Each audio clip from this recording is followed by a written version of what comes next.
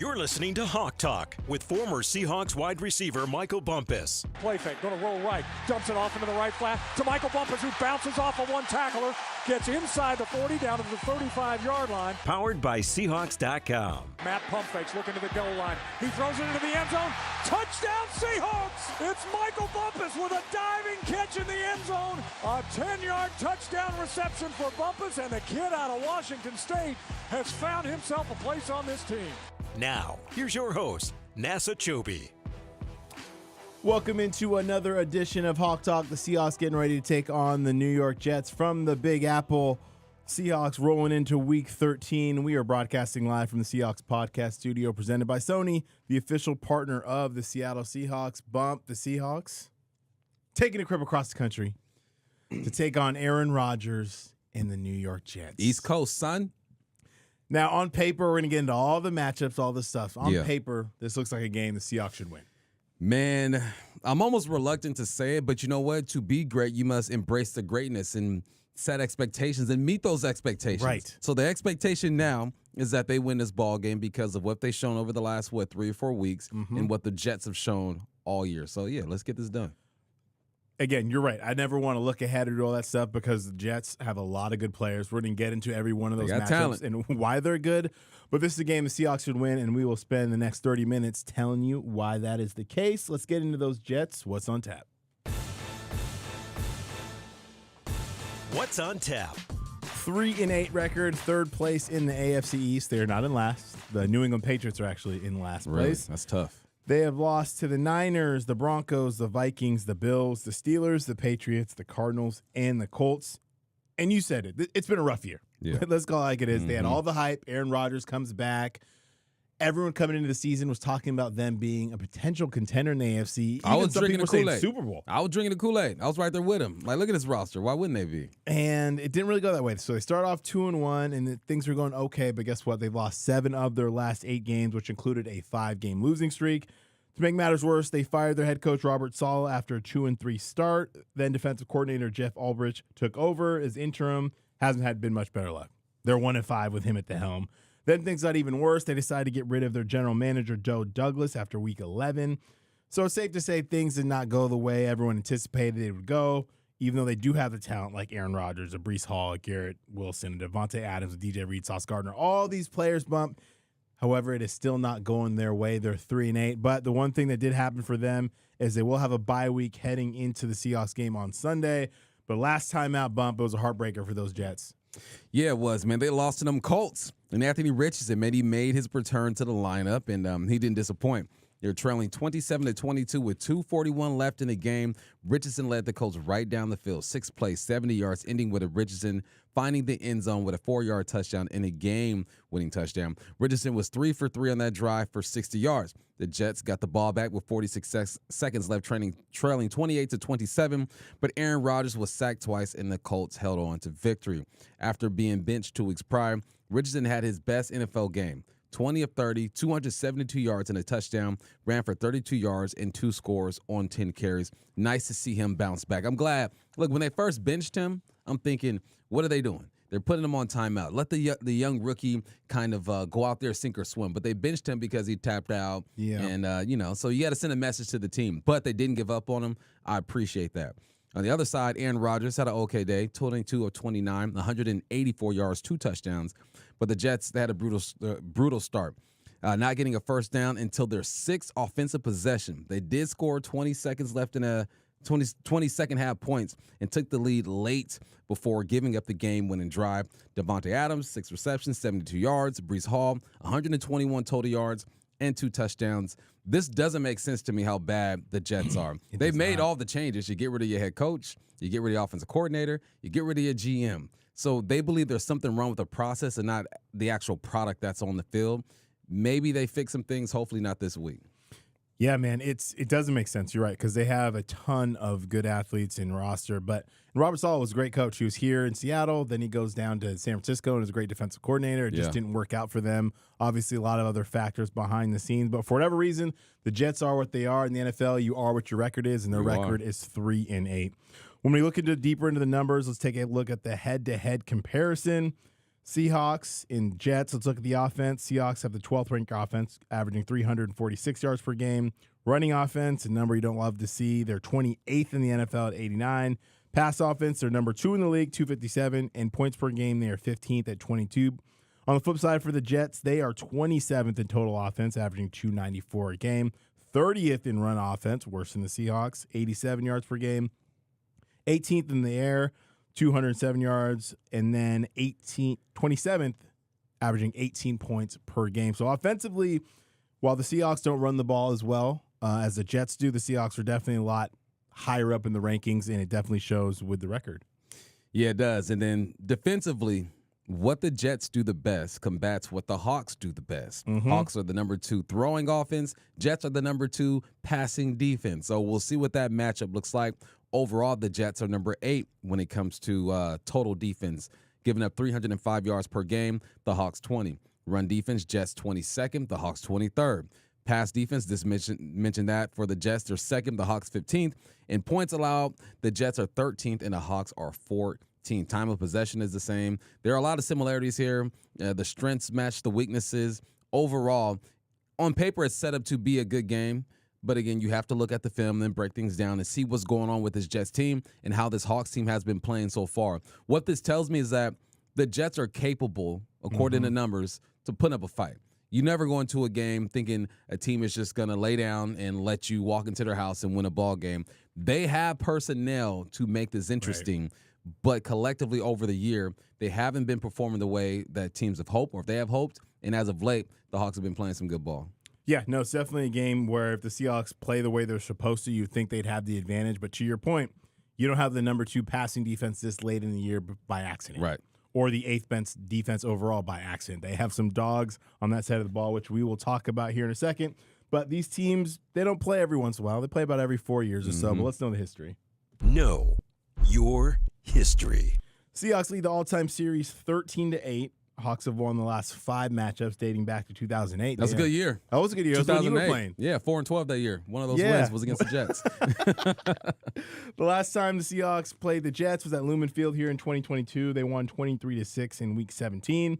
This helped the Seahawks get back to the playoffs as they won their last 2 games of that season and got some help from Detroit to get in as a wild card. This game also completed the personal sweep for Geno Smith. Geno beat all his former teams in 2022, his first year fully starting for the Seahawks, which was cool. That a boy. Beat the Chargers, beat the Giants, and the Jets. In that game, he didn't put up a ton of big numbers, but he was very efficient. 18 of 29, 183, 2 touchdowns. Ken Walker had his second highest total in his career with 133 yards on 23 carries. So hoping to see some more of that come Sunday. And then tight ends had a great day. Colby Parkinson and Tyler Mabry caught touchdown passes. That was the first only touchdown pass for Tyler Mabry. So I was definitely hyped about that. And, the Seahawks, they played well that game at home, so hopefully they can keep that mojo rolling as they take on the Jets on the road. But before we get to the Jets in the man-to-man matchups, let's figure out what's going on in the division. What's the word? Where my soldiers at? West side! Where my soldiers at? West side! And the Seahawks are the NFC West champs again. What's the word in the West on Hawk Talk? The Seahawks sitting on top at 6-5 of the NFC West. Arizona Cardinals are 6-5, but there's something called a tiebreaker. And guess what? The Hawks have that because you beat the Cardinals straight up last week. The Rams are 5-6. The Niners are 5-6. It's still a tight race. Ain't nothing guaranteed. It's still tight. You got to be on point. But, man, it's crazy what a couple weeks do for you. A couple weeks ago, we're down in the dumps. We're feeling like who knows where this team is going, but they take care of business against divisional opponents, which is key. Imagine if one play goes the right way against the Rams. You would be undefeated against the division. But you know what? We're over that. Yep. You're in first place. You're at 6-5. All right, let's talk about the Niners and Packers game, man. After the loss to the Seahawks, things have gone from bad to worse for the defending NFC champs. Last Sunday, they had to travel to Green Bay, take on a tough Packers team without starting quarterback Brock Purdy, starting left tackle Quinnen Williams, and without the man Nick Bosa. But as we know, nobody will feel bad for you in this league. Don't care. No one cares. Next man up. You got to show up and you got to perform. They messed up, though. Didn't take care of the football. We know when the Niners turn the football over, it's all bad. They turned it over 3 times, committed 9 penalties, and missed a bunch of tackles. And there's a man, Josh Jacobs, who had himself a good game. Oh, yeah. Ran all over them boys.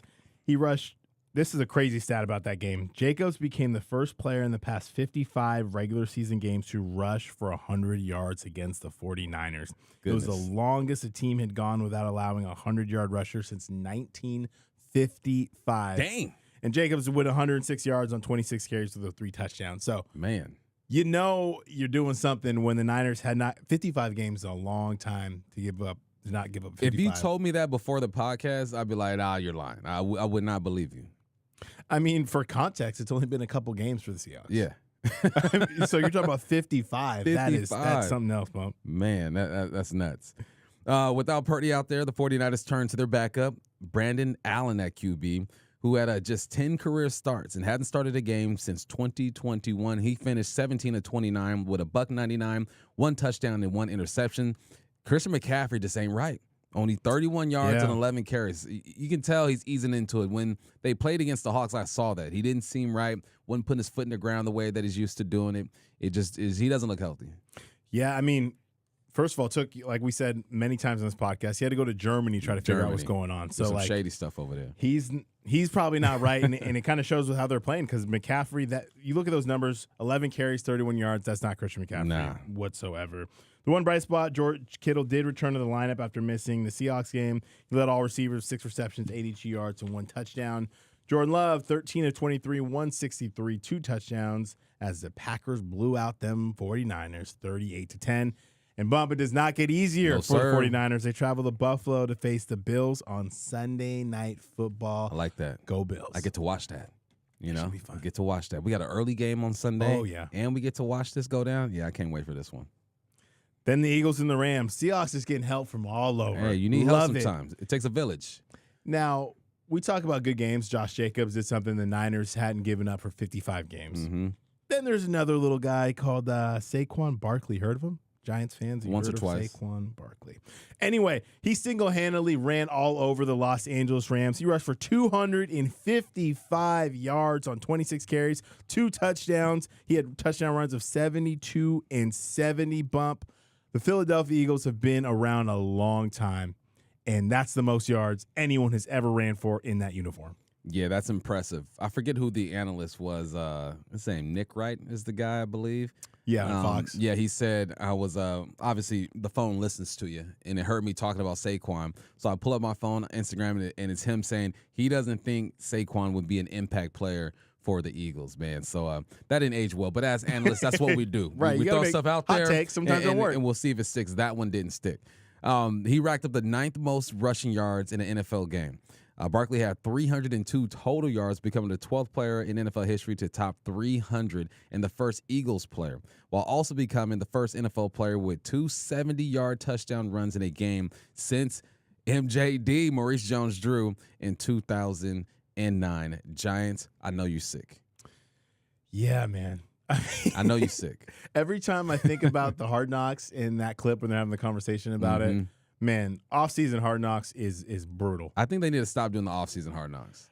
I don't know if anyone's going to want to be on it. I mean, they just year. made that situation worse with the Giants. Oh, goodness gracious. You documented this? Oh, that's wild. No, that's rough, man. The Giants, you're just sick. You're just sick. Yeah.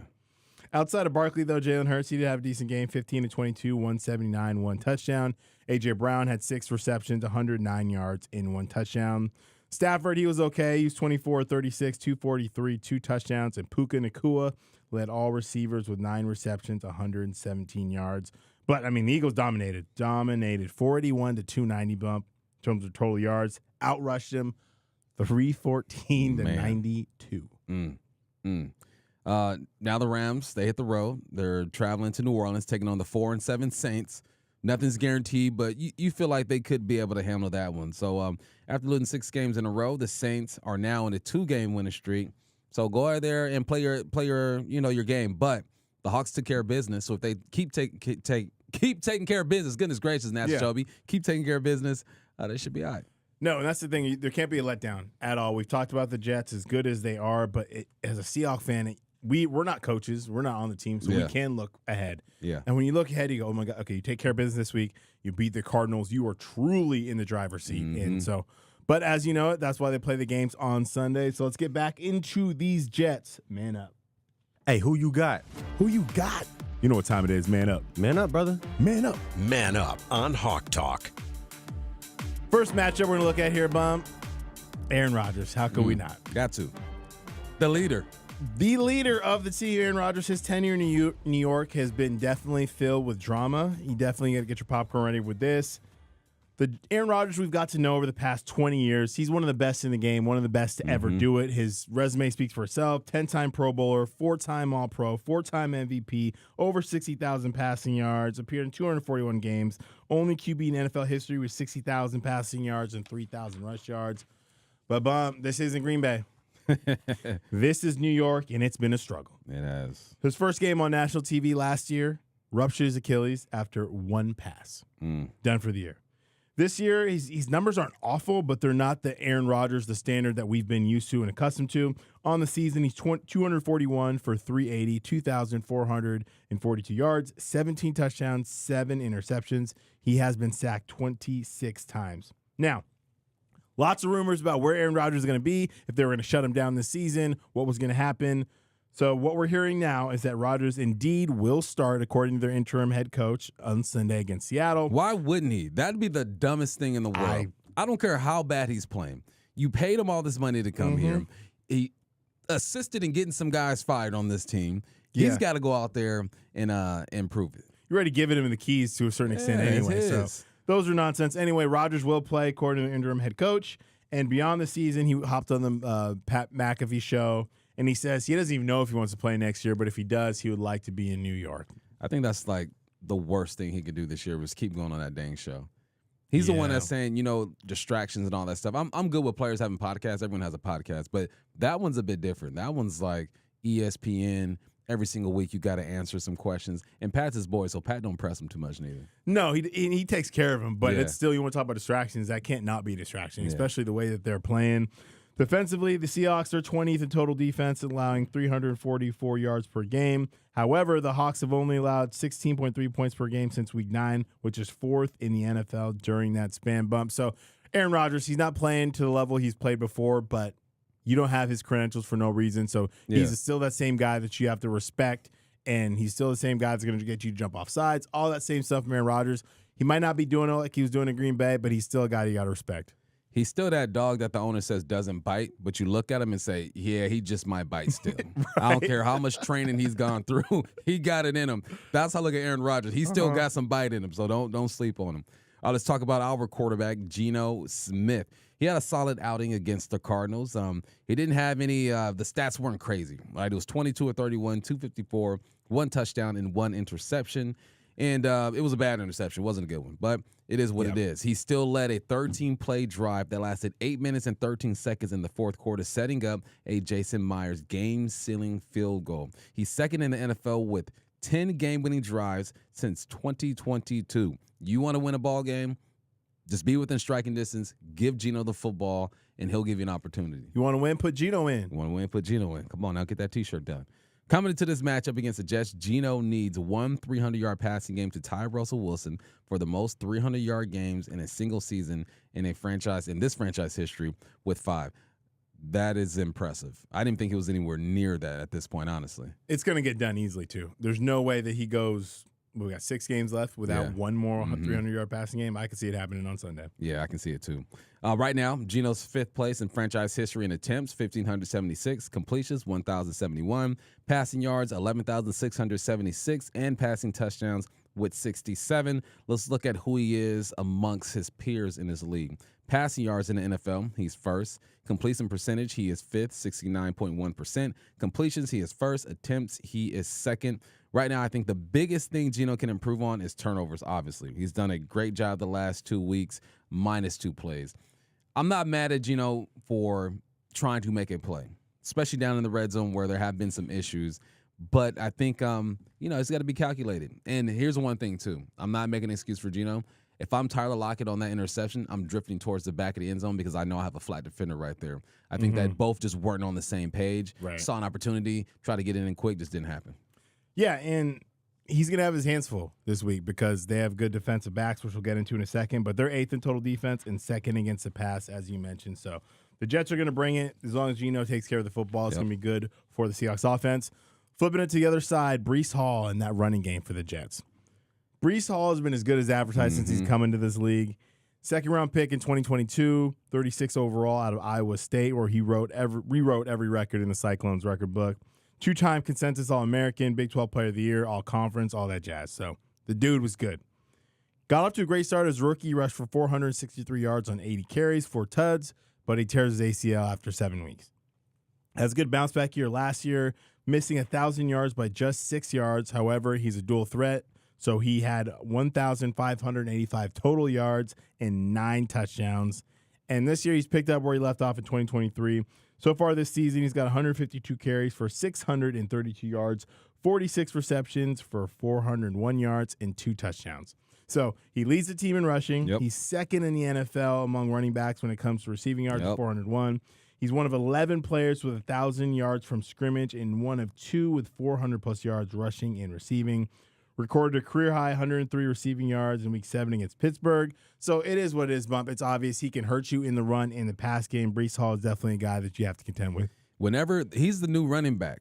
These new running backs, the only one who doesn't have to receive the ball at the backfield is Derrick Henry, right? They don't he's make grandfathered him, in. Yeah, he's grandfathered in. He got rollover minutes, all that good stuff. Everyone else, you got to be able to catch the football, and Breece Holmes is a perfect example of that. The best running backs are dual threats these days. Yeah, no question. And the good thing in this matchup for the Seahawks, though, is what they're doing defensively, especially against the run. Seahawks run defense continues to improve after allowing 150 yards plus rushing yards in 4 consecutive games. The Seahawks have only allowed 248 in the last 3. Since Week 9, the Seahawks have only allowed 82 yards per game, which is 5th in the NFL. You hold James Conner to 8 yards. That was his worst game since his rookie year in 2017. The Cardinals run for 49 yards as a team. The previous 2 weeks, they had combined for 360. The Cardinals also had 0 rushing first downs last week, Bump. Wow. That's only been done 5 times in franchise history. So the Seahawks are playing some good ball up front. Ernest Jones, Tyrese Knight, the front 7, Leonard Williams. They've really put it together the last couple of weeks, so hoping that continues on Sunday against these Jets. Look, and the run game numbers aren't a fluke.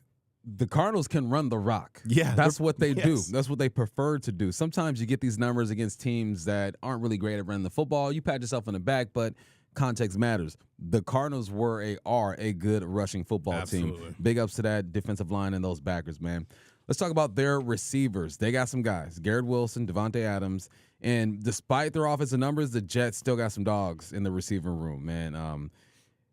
Jackson Smith and Jigba played with Garrett Wilson, so that's OSU is now wide receiver U. It is what it is. Hard to argue. It really LSU is the only one that can kind of get in the conversation, but it's still Ohio State. And they got some guys coming out this year that are going to be good. It keeps going, man.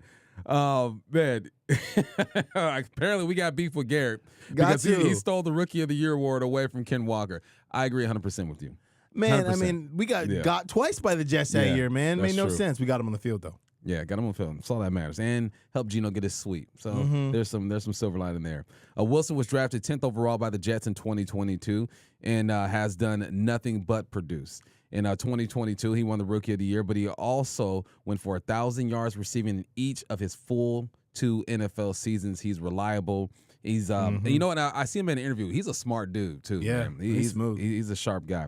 This year, he's first on the team with 772 yards. He recorded his 5th most receptions in the NFL this season with 69. So he's having himself, because it's weird how individuals are having good seasons on this football team, but collectively as a team, they're just not putting it together.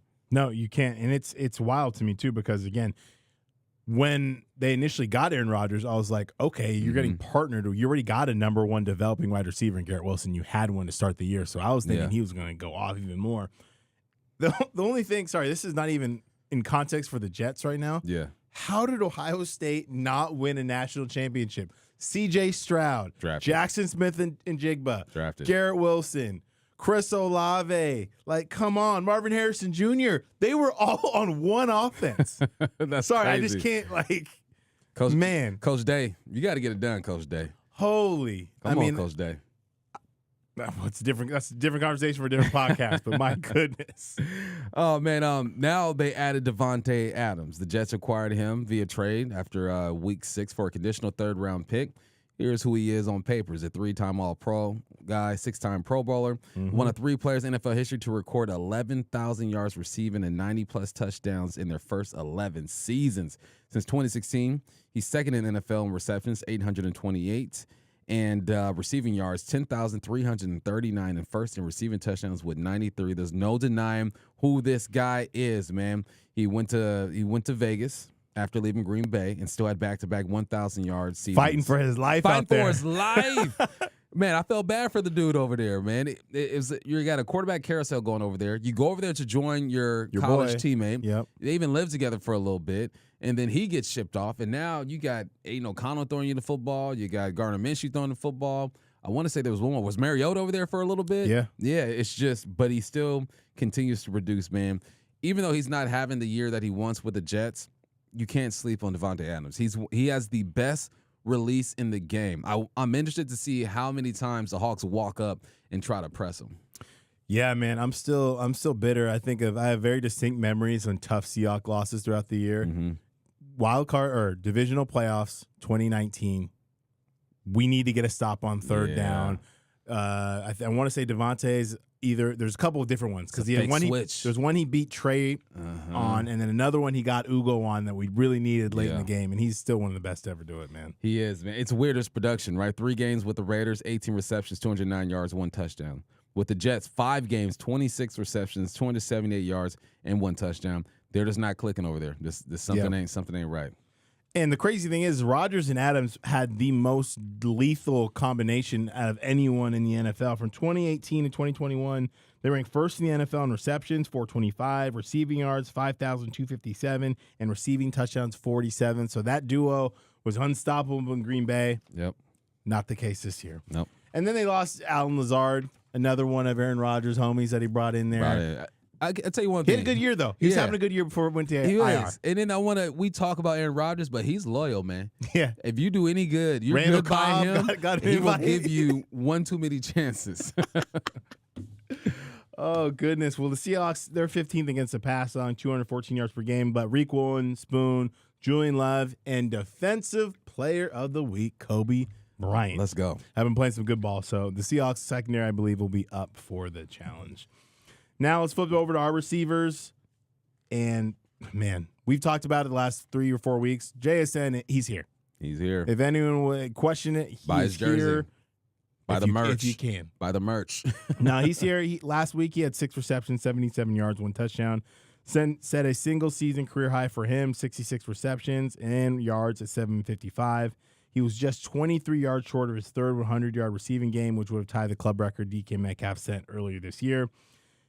He's 8th in the NFL in receptions. He's 1 receiving touchdown shy of his career high with 5. He needs 123 yards to pass Steve Largent for the most receiving yards in a 4-game span with 490. So JSN balling out. Let's go. DK came back. He's still kind of coming off that knee injury.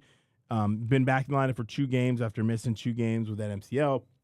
Against the Cardinals, 4 receptions, 59 yards. Not a crazy good performance, but did have that really clutch third down conversion, 3rd and 8, where Geno was scrambling around, found DK, huge one that set up the game-sealing field goal against the Cardinals. So DK still doing his thing, 46 receptions, 697, 3 touchdowns.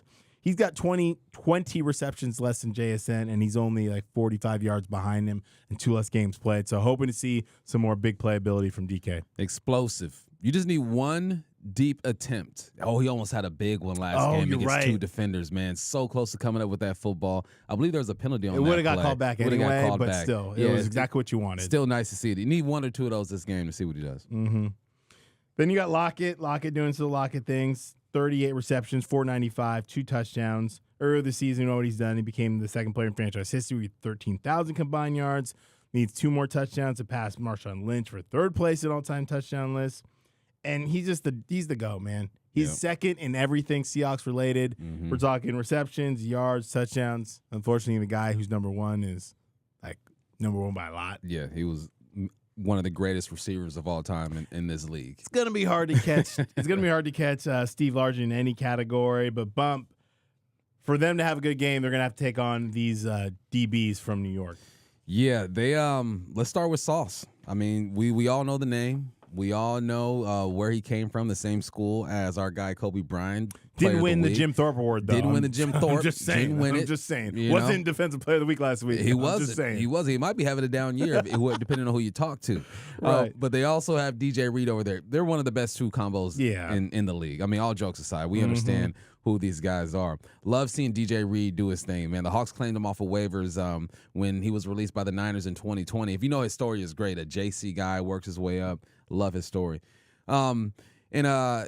What I like about DJ Reed is his aggressiveness, because he's a smaller guy, and as a smaller dude, the DBs are typically the smaller guys on the football field. You have to be aggressive, and he does exactly that. So big ups to DJ Reed doing his thing.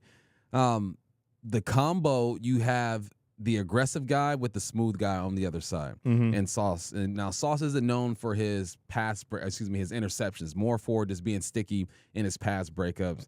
So I say go at him. I like the matchup. Yeah. You respect these dudes, but I also say I like DK against Sauce, DK against DJ. I like JSN against both of those guys. I like Tyler Lockett against both of those guys. So just keep the good times rolling, man. DJ has 8 passes defended, 1 tackle, 2 tackles for loss, 1 quarterback hit.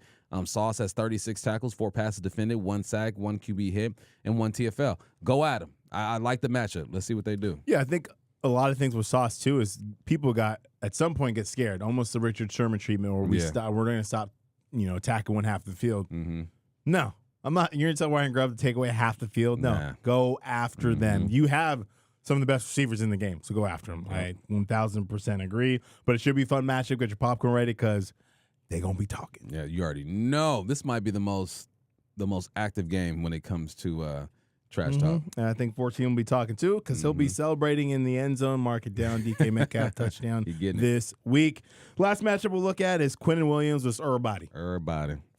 This man, you want to talk about a guy that can wreck a game? Bro. We encountered this last time we played a team from New York. Dexter Lawrence. Yep. Same type of player who can ruin the game from inside, dominant. He's in his 6th season, 2-time Pro Bowler, was an All-Pro in 2022. Might be on his way to another All-Pro season. He's recorded the third most sacks for an interior lineman in franchise history with 39. This year, he has started every game in 2024, 32 tackles, 7 TFLs, 6 sacks, 16 QB hits, and 36 pressures from inside. Second most pressures from an interior lineman this season. He's a dog. Top 3 interior linemen in this league right now. You got to throw Dexter in there. I'm still going to get Chris Jones in the mix. You don't ignore that dude. And then there's this guy. I was watching film of him last night, and it's just violent. It's big. It's strong. So good for you, Quinnen, and you guards and centers. Do your thing. Olu. Yeah. Olu, Haynes, Lakin. Let's go. Let's get it. We're going to need you. Yeah, get those lunch pails ready. So we just went through all those guys for the Jets. After going through, you're like, these guys got a lot of players. But we'll let you know how the Seahawks are going to get this victory in New York. Path to victory. At the 45, waits for the snap. Michael Dixon puts it down. That kick is away. And that kick is good! The Seahawks win! It's good! It's a path to victory on Hawk Talk. The Seahawks are not just in the race, Bump. They're in first place all alone in the NFC West as they gear up for the last 6 games of the season. We're in the stretch run. As we mentioned, we just went through all the dogs the Jets have. They're 3-8, but you can't take this team for granted with all the Pro Bowl, All-Pro caliber players: Aaron Rodgers, Sauce Gardner, Garrett Wilson, Quinnen Williams, Devontae Adams, to name a few. These boys can rise up and beat you any given Sunday. You saw what happened against the Houston Texans a little bit ago. But for me, Bump, got to start fast, jump on them early. The way this defense is playing, you give them a lead. Good luck getting that back. Yeah, man. Don't give them any type of hope. You let them, look, be who you are. You're not a good football team. We're going to remind you, you're not a good football team. So please do that. Stop the run and force the 41-year-old man, Aaron Rodgers, to try to beat you. Force him to try to beat you, because Leonard is going to jack all of that up, man. If he plays even a little bit like he did last week, it should be a tough way for these guys. And then you got to find a way to get the offense going. We say this every week. Get the run game going. All right, it's been a while since we've seen Ken Walker do his thing. He's had some electric plays, but it's just been a while. You got to give him a chance to get positive yards and just give him opportunity. There was one play last week, I believe it was a 14-yard run by him, running up the right side, and I'm watching it go down, And I think it was Cody White on the backside who didn't push crack to the safety. It's like you're one play away, and excuse me if I got the name wrong, but there's a backside safety or backside receiver that didn't push crack to the safety. And if you just get in his way, K9 is gone. So just put a body on a body. Yeah, no, it's the little things in the run game. They feel like it's close. It's not quite there yet, but we're hoping it can get there. Broadcasting live from the Sony Podcast Studio, presented by Sony, the official partner of the Seattle Seahawks. This NFL season, feel every play, every hit, every moment with the Sony 1000 XM5 noise-canceling headphones, the official headphones of the Seattle Seahawks. With premium noise cancellation, you're in the zone, no distractions, just pure football.